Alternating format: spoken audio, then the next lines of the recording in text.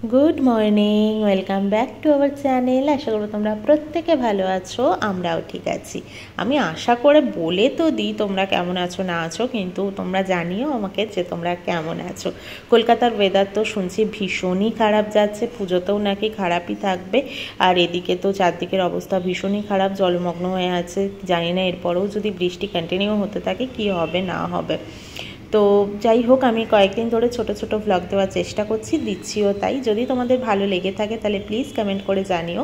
নতুন বন্ধু হয়ে থাকলে অবশ্যই সাবস্ক্রাইব করো, লাইক করো, শেয়ার করো, কমেন্ট করে অবশ্যই কিন্তু জানাবে, আবারও বলছি। তো সকাল সকাল উঠে চলে তো আসি কাজ করতে। হ্যাঁ, তার আগে আমি একটু বসে টসে নিয়েছি, যদিও সকালবেলা বলি কি এমন কাজ ও করে নেবো, ঠিক আছে, কিন্তু ভালোই কাজ থাকে। বাসন মাজো, গাছে জল দাও, ব্যালকানি ধোয়াও, ঘর ঝাড় দাও, ঘর মোছো, মানে অনেকটাই কাজ থাকে।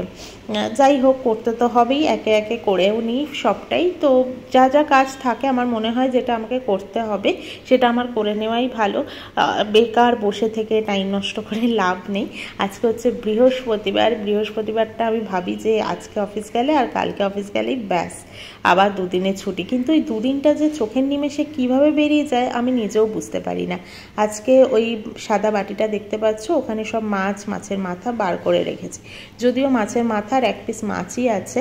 তো প্রমি ঘুম থেকে উঠলে আমরা যাব মাছ আনতে, তো তাই জন্য আমি একটু তাড়াহুড়োও করছি যাতে মাছ আনতে যাওয়ার আগে মোটামুটি আমার রান্না বান্না কাজ সব মোটামুটি মিটে যায়। এখন বাজে 9:30। মুগ ডালটা আমি সেদ্ধ বসিয়ে দিয়ে ঘরটা ঝাড় দিলাম, ঘর মুছলাম। এবার যাব আলু চিপসগুলো, আলু ঝুড়ি ভাজাটা যে ভাজবো সেটা ভাজবো। তারপর আমি স্নান দান করবো, ডালটাকেও বসিয়ে দেবো, মাছের মাথা দিয়ে ডালটাও হবে। তো চলো একে একে করে নি। কালকে দেরি হয়ে গেছিলো বলছিলাম, সিটি অলরেডি পড়ে গেল। তো চলো এবার যাই, আগে আলু ঝুড়ি ভাজাটাও ভেজে নিই, তারপরে মাছের মাথা ভাজবো, মাছ ভাজবো, এসব করবো আর কি। এখন বাজে 10টা, আর মোটামুটি আমার এইখানে ঝুড়ি ভাজাটা হয়ে গেছে। তো আলুর ঝুড়ি ভাজা, আজকে একটু কারি পাতাও দিয়েছি, বাদাম থাকলে ঘরে দিতাম, বাট বাদাম ঘরে নেই। আর ওদিকে বসেছি মাছের মাথা ভাজা, মুগ ডালটাও সেদ্ধ হয়ে গেছে। এখন বাজে 10টা 23, আমার ডালটাও হয়ে গেছে। মাছের মাথা দিয়ে টমেটো, ধনেপাতা, শুকনো লঙ্কা, যা যা ফোড়ন দিতে লাগে ওগুলোও দিয়েছি। আদা, টমেটো, ধনেপাতা এসব দিয়ে করেছি মাছের মাথার ডালটা। আর তো ধনে গুঁড়ো, জিরে গুঁড়ো এসব তো আছেই মশলার সাথে কষানোর জন্য। তো চলো এবার চালটাকে ধুয়ে রেডি করে রেখে যাই, ফিরে এসে আমি বসিয়ে দেবো ভাতটাকে। বেরিয়ে পড়েছি আমরা, মাছও আনবো, ডিমও আনবো। কেমন করে একটা হাসলো দেখো, ওর দিকে ক্যামেরা ধরলেই ও এরকম এরকম রিয়াকশান দেয়। তারপরে যখন জিজ্ঞেস করি বলে যে ক্যামেরা ধরলে আমি কি করব, রিয়াকশান আমি বুঝতে পারি না। মানে এটা কোনো কথা? আমি যাচ্ছি এখন দুধটা আনতে, এনে তারপরে সন্ধে দেবো। মেঘলা মেঘলা করে রয়েছে তো, কেমন একটা অন্ধকার অন্ধকার লাগছে, ভালো লাগছে না মোটেই এই ওয়েদারটা। এই জানলাটা দিয়ে না এত সুন্দর সবসময় হাওয়া আসতে থাকে যে এখানটাতে বসতে ইচ্ছে করে। আমি এখনো জামা কাপড় ছাড়িনি, কারণ আমি দুধ এনে গেছিলাম কোমালের সাথেই দুধ আনতে আজকে। তারপরে সন্ধে টন্ধে দিয়ে ও আবার ডাকলো। ওর ঘরে আমি লাস্ট কবে গেছি মনে করতে পারছিলাম না, বোধহয় আগের বুধবার এরকম গেছিলাম। আমাকে বলছিল কেন আসো না, এর মধ্যে আনছি। আমার আর যাওয়া হয়ে ওঠেনি, বলছে আজকে আসো। তো তারপরে আজকে গেছিলাম। ও আসলে আসতে পারে না, ও একদিন এসেছিল। পুচকুটা ভীষণ বেশি দুরন্তপনা করে, আর আমার ঘরে যেহেতু কোনো খেলনা পায় না ওই জন্য খুব একটা থাকতে চায় না, একা একাই দরজা খুলে চলে যায় ওদের ঘরে। তো ওই জন্য ও আসতে পারে না। আমি বসাবো রান্না, একটু বাদেই বসাবো, এখন না। আজকে আমার মা বাবা গেছে আমার মামা বাড়ি, তো অনেকটাই লেট হয়েছে, কারণ কলকাতায় বৃষ্টি বৃষ্টি ওয়েদার, খুব বাজে ওয়েদার, তার জন্য বেরোতেই অনেকটা লেট হয়েছে, এখনো পৌঁছতেই পারিনি। কোমালের ঘর থেকে এসে আমি 1 ঘন্টা একটু বসে নিলাম, কিছুতেই রান্না করতে আজকে আসতে ইচ্ছে করছিল না। নিজেকে ঠেলে গুটিয়ে বললাম না, তোকে রান্না করতেই হবে, এরকম একটা ব্যাপার করে নিয়ে আসলাম।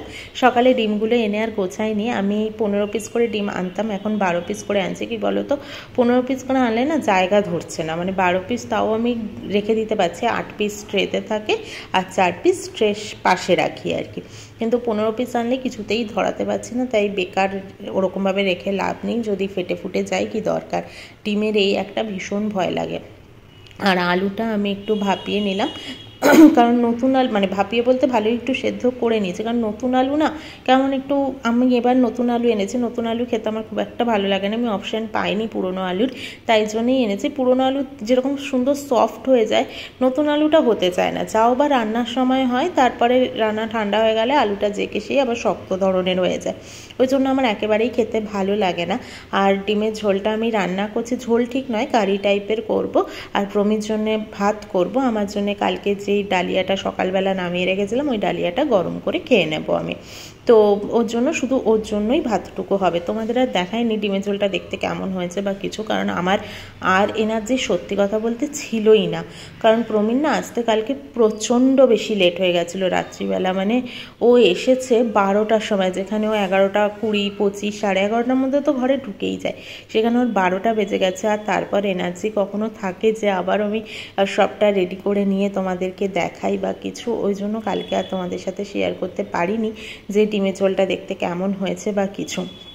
ওরও আর এনার্জি ওরকম ছিল না, মনে হচ্ছিলো কালকে দুজনেই যে কখন খাবো আর তারপরে শোবো, খাওয়াটাও অনেকটা লেট হয়ে গেছে, এটা উচিত না, তবে ওকে আমি নিয়ে যেতে বলি ডিনারটা যে তুমি নিয়ে চলে যাও অফিসে খেয়ে, কিন্তু এবার ওর মানে ছুটির টাইমটাও হচ্ছে 10:30, বলছে আমি 10:30টার আগে কখনই বা উঠবো, মানে শেষ টাইমে তো কাজটা শেষ করে দিয়ে আসতে হবে, এরকম তাড়াহুড়ো তো থাকেই, তো 9টা 9:30টার সময় তো, আর এখানে যারা থাকে তারা 8টার দিকে ডিনার করতে যায়, 8টা 8:30, তো ওর পক্ষে ওটাও আবার সম্ভব নয়, কারণ ও আবার স্ন্যাক্স আইটেমে মানে ইভিনিং স্ন্যাক্সে কিছু না কিছু টিফিনে নিয়েই যায়, তো তাই জন্য ও 8টা 8:30টায় বা যেতে পারে না, তো এতটা প্রবলেম নিয়ে লাইফে মানে শুধুই প্রবলেম। যাই হোক, তো চলো আজকের মতো ব্লগটা শেষ করছি, টাটা বাই বাই।